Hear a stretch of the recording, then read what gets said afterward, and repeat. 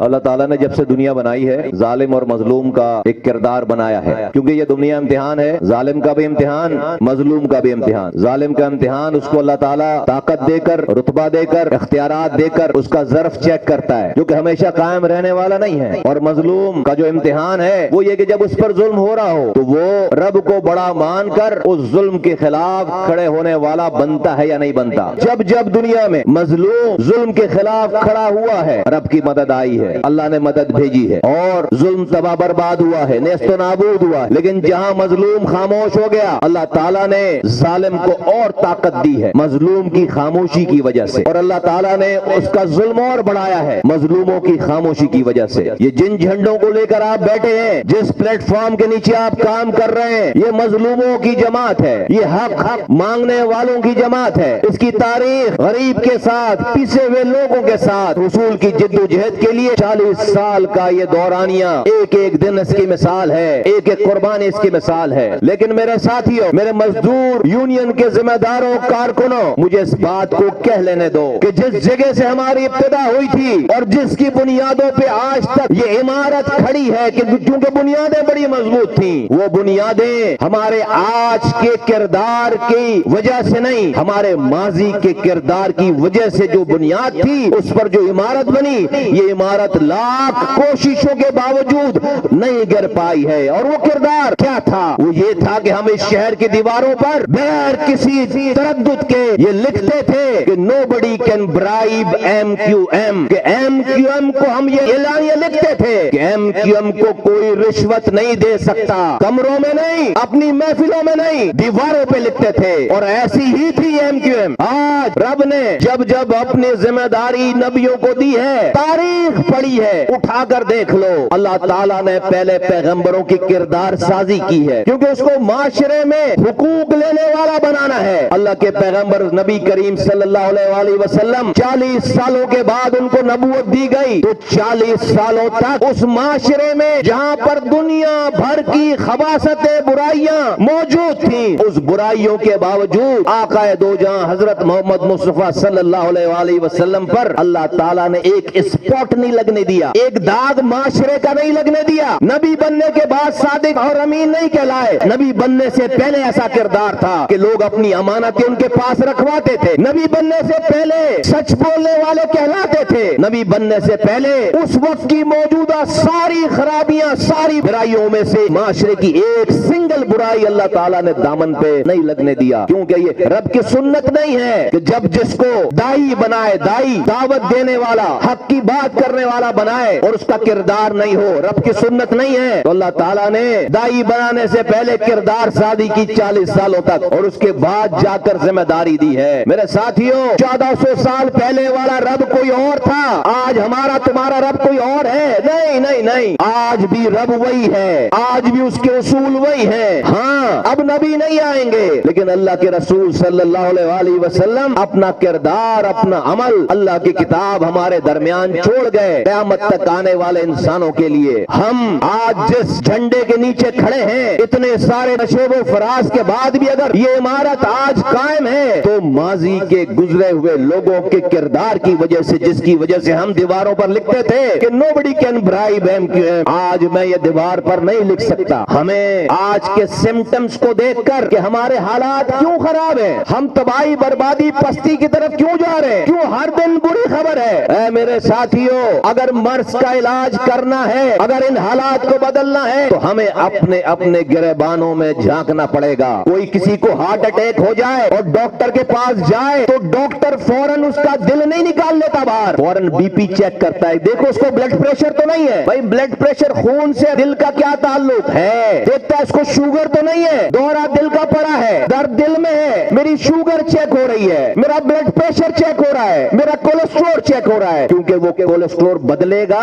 Blood pressure خراب ہوگا، sugar خراب ہوگا تو اس کا ایفیکٹ کہاں پڑے گا؟ دل پہ پڑے گا، دل کا دورہ پڑے گا، دل میں تکلیف ہوگی۔ تو اگر دل کی تکلیف کو ٹھیک کرنا ہے، اگر دل کو صحت مند رکھنا ہے تو شوگر کو ٹھیک رکھنا پڑے گا، بی پی کو، بلڈ پریشر کو ٹھیک رکھنا پڑے گا، اپنے کولیسٹرول کو کنٹرول رکھنا پڑے گا۔ آپ اور ہم سب لوگ اس معاشرے کے حصہ ہیں، ہمیں اگر اس معاشرے میں ہم کہتے ہیں حکمران یہ ظلم کر رہا ہے، وہ ظلم کر رہا ہے، یہ تباہی بربادی، وہ تباہی بربادی، آج حکمرانوں کے پاس اربوں روپے کھانے کے مواقع ہیں، وہ اربوں روپے کھا رہے ہیں۔ کیا آج جو ہمارے پاس ہزاروں کی چوری کو چھوڑنے کا موقع ہے کہ ہم چوری کریں یا چھوڑیں، کیا ہم اپنے ہزاروں روپے کو چھوڑ رہے ہیں؟ ہمیں اپنے آپ سے سوال کرنا چاہیے۔ نہیں بدلے گا معاشرہ، یہ حکمران اربوں روپے کی چوری نہیں چھوڑ سکتا اگر میں 1000 کی چوری نہیں چھوڑوں، ہو نہیں سکتا، یہ نہیں بدلے گا، کچھ بھی نہیں بدلے گا۔ تو میرے ساتھیوں، بزرگوں، نوجوانوں، ماں بہنوں، آپ سب لوگ ایسی پروڈکٹ جو ایک شوکیس میں پڑے ہوئے، شوکیس سمجھتے ہو، کوئی کسی بڑے شو روم میں جائیں، دکان پر جائیں، وہاں طرح طرح کی پروڈکٹ شوکیس میں لگی ہوتی ہے۔ جو گاہک ہوتا ہے، باہر ہوتا ہے، وہ اس کی پیکیجنگ دیکھ کر، اس کی پریزنٹیشن دیکھ کر وہ پروڈکٹ اٹھاتا ہے۔ آپ کا ڈپارٹمنٹ، یہ واٹر بورڈ، یہ KMC، یہ KDA، یہ ڈسٹرکٹ کی ایڈمنسٹریشن اور سارے ادارے، یہ شوکیس ہے، شوکیس۔ آپ پروڈکٹ ہو شوکیس میں، اس شہر میں 3 کروڑ انسان رہتا ہے، آپ اس شوکیس کے رکھے ہوئے پروڈکٹ کی جو پریزنٹیشن ہوگی، اس سے اس کی کمپنی کا پتا چلے گا کہ کس کمپنی سے بن کے آئی یہ پروڈکٹ ہے، کون اس کا مینوفیکچرر ہے، کون اس کا بنانے والا ہے، اس کا برانڈ کیا ہے۔ آپ بھی پروڈکٹ ہو، اس MQM کی پروڈکٹ ہو، آپ کو دیکھ کر لوگ MQM کا پتا لگائیں گے کہ یہ جو KDA میں افسر بیٹھا ہے، یہ جو ٹیبل پہ مزدور بیٹھا ہے، یہ افسر بیٹھا ہے، یہ ذمہ دار بیٹھا ہے، یہ شوکیس ہے، اس کا یہ پروڈکٹ ہے، یہ پروڈکٹ کس کمپنی سے آئی ہے۔ آپ کے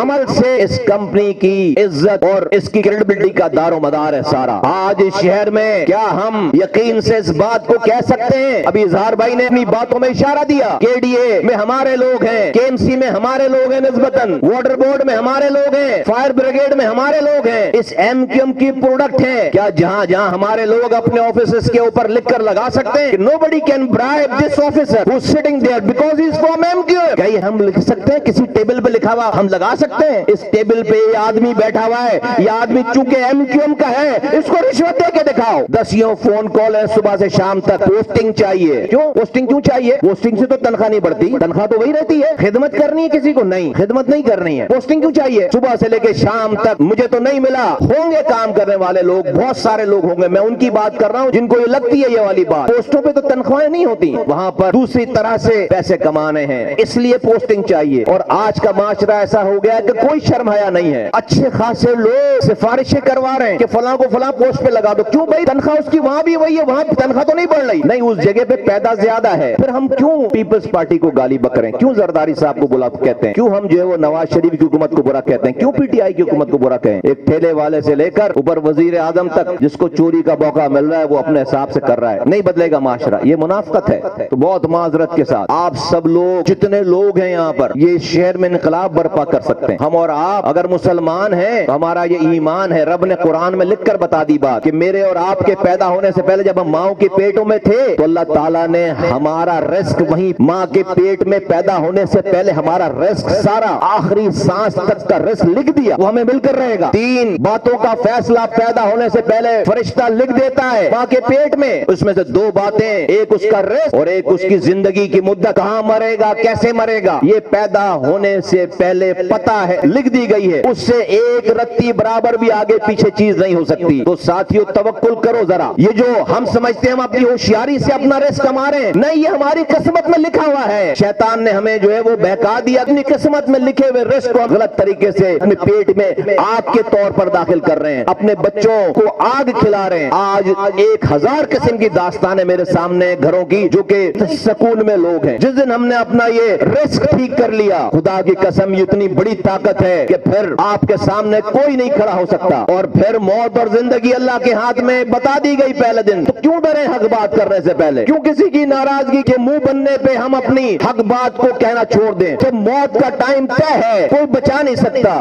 جب رزق طے ہے کوئی چھین نہیں سکتا، تو پھر تو کیوں ہم اپنے آپ کو خراب کریں اور کیوں ہم غلط رستے پہ جائیں؟ تو میرے ساتھیو میں امید کرتا ہوں اپنے ذمہ داران سے کہ اتنے سارے مجمع میں سے اگر 90% بھی مجمع جو ہے وہ ہماری بات نہیں مانتا، 10% لوگ اس بات پہ تیار آ جائیں کہ چلو بھائی ایک بلڈنگ نہیں، کوئی کمرہ نہیں، کوئی ڈپارٹمنٹ نہیں، ایک ٹیبل سے شروع کرو، ایک کوئی ساتھی شروع کرے جو MQM کا کارکن ہو، ذمہ دار ہو، اور لکھ کر لگائے اپنے ٹیبل پر کہ nobody can bribe this officer, this person، یہ لکھ کر لگاؤ اپنے ٹیبل پر، کیونکہ میں MQM سے ہوں، بولو میں MQM سے ہوں۔ پورا شہر جاتا ہے تمہارے پاس اپنی پریشانیوں سے حل کرنے کے لیے. آپ جو سیلنگ پوائنٹ بن سکتے ہو پارٹی کے لیے وہ کوئی اور نہیں بن سکتا. وہاں اگر کوئی رشوت مانگ رہا ہے, اس شہر میں 10 لوگ ایسے ہو جائیں ٹیبل والے, خدا کی قسم یہ بات شہر میں جنگل کی آگ کی طرح جائے گی. لوگ ڈھونڈتے ہوئے تمہیں پہنچیں گے کہ دیکھو فلاں جگہ پہ ہم سے رشوت مانگی جا رہی ہمارے, اور تم جا کر صرف اس کو بغیر رشوت کے اس کے کام کراؤ. دیکھو اللہ تعالیٰ تمہارے اندر کتنی طاقت دیتا ہے.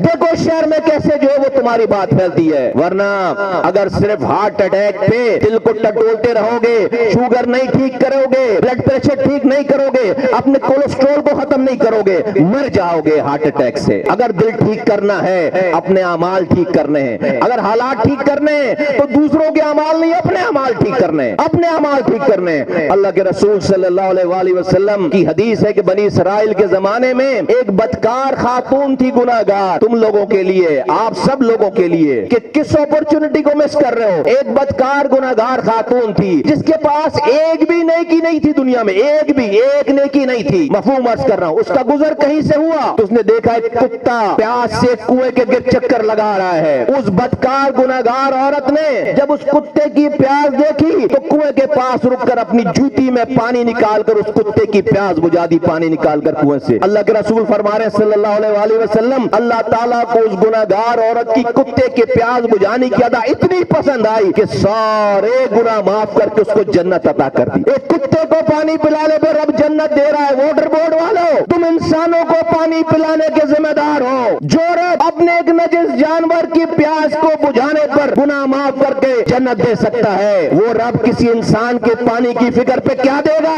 ہوش کرو سب لوگ, سارے لوگ مجھ سمیت, یہ دنیا ختم ہو جائے گی. ہمیں اللہ تعالیٰ نے عہدے دیے, رتبے دیے, اس جھنڈے کے نیچے لے کر آئے. مت ضائع کرو ٹائم کو. ہم اس دنیا کو بھی اپنی جنت بنا سکتے ہیں اپنے اعمال سے, اور اس اعمال کے نتیجے میں اپنی نہ ختم ہونے والی دنیا کو بھی جنت بنا سکتے ہیں.